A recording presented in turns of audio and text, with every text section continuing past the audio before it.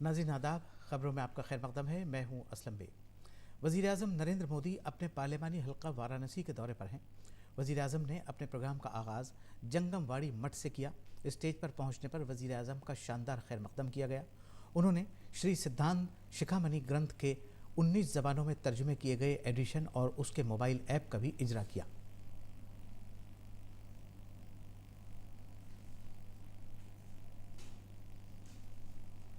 वज़ीर आज़म ने कहा कि मुल्क सिर्फ हुकूमत से नहीं बनता बल्कि एक शहरी की तहजीब से बनता है। उन्होंने कहा कि जंगमवाड़ी मठ न सिर्फ एक सकाफ़त है बल्कि एक भारत श्रेष्ठ भारत की अलामत है।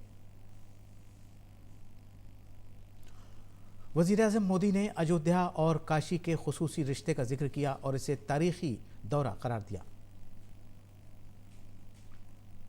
उन्होंने जंगमवाड़ी मठ में खुसूसी पूजा अर्चना की। श्री जगत गुरु विश्वराध्या गुरुकुल के नाम से मशहूर जंगमवाड़ी मठ की सदी तकरीब का ये इख्तितामी इजलास है जिसमें वज़ीर आज़म नरेंद्र मोदी ने शिरकत की।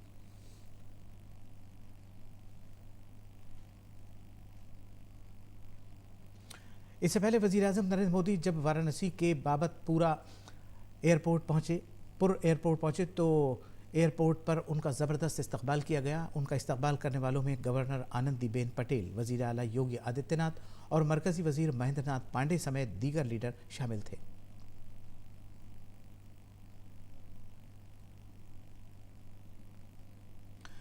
नई दिल्ली में दिल्ली पुलिस के 73वें यौम तासीस की परेड में वज़ीर दाखिला अमित शाह ने शिरकत की। इस मौके पर दिल्ली पुलिस के जवानों ने वज़ीर दाखिला को सलामी दी। अमित शाह ने प्रोग्राम से खिताब करते हुए कहा कि आज़ादी के बाद से 35,000 जवानों ने कुर्बानी दी है जो सरहद पर और देही इलाकों में तैनात होकर मुल्क की हिफाजत करते हैं। वज़ीर दाखिला अमित शाह ने कहा कि वज़ीर आज़म नरेंद्र मोदी ने जवानों की शहादत को सलाम करते हुए एक कौमी पुलिस यादगार की तामीर कराई है जिसमें जवानों की बहादुरी की कहानी को पेश किया गया है। मरकज़ी वज़ीर ख़ज़ाना निर्मला सीतारमण ने आज हैदराबाद में मुनक़िदा जन जन का बजट 2020-21 प्रोग्राम की शमा रोशन करके इफ्तिताह किया।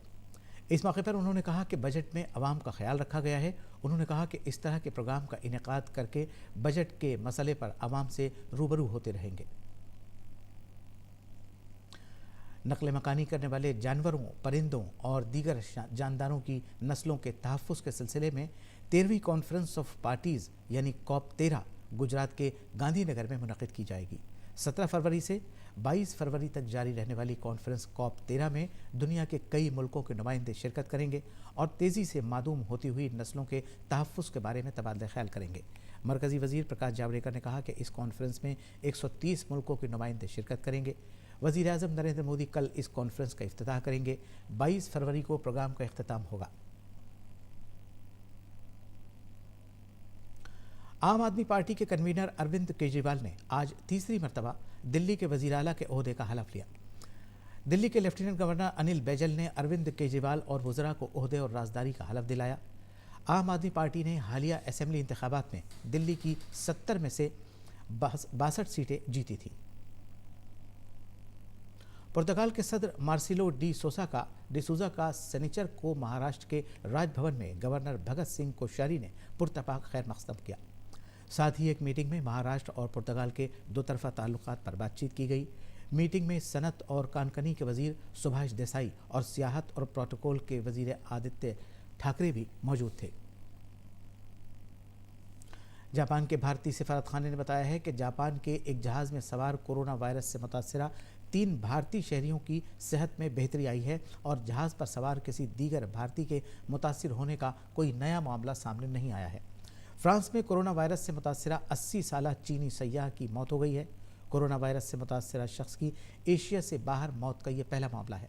फ्रांस के वज़ीर सेहत एग्नेस बोजीन ने कहा है कि ये मरीज़ जनवरी के आखिरी हफ्ते से पेरिस के अस्पताल में दाखिल था। चीन में कोरोना वायरस की जद में अब तक 67,000 लोग आ चुके हैं। इस वक्त चीन में मजमूई तौर पर ख़तरनाक कोरोना वायरस से मरने वालों की तादाद 1600 से ज़्यादा हो गई है। वहाँ 68,000 से ज़्यादा लोग इस वायरस से मुतासिर हैं। चीन के सेहत कमीशन ने 1843 नए मामलात की भी जानकारी दी है। नाज़रीन, इस वक्त की खबरों में बस इतना ही। अब इजाज़त दीजिए। आदाब।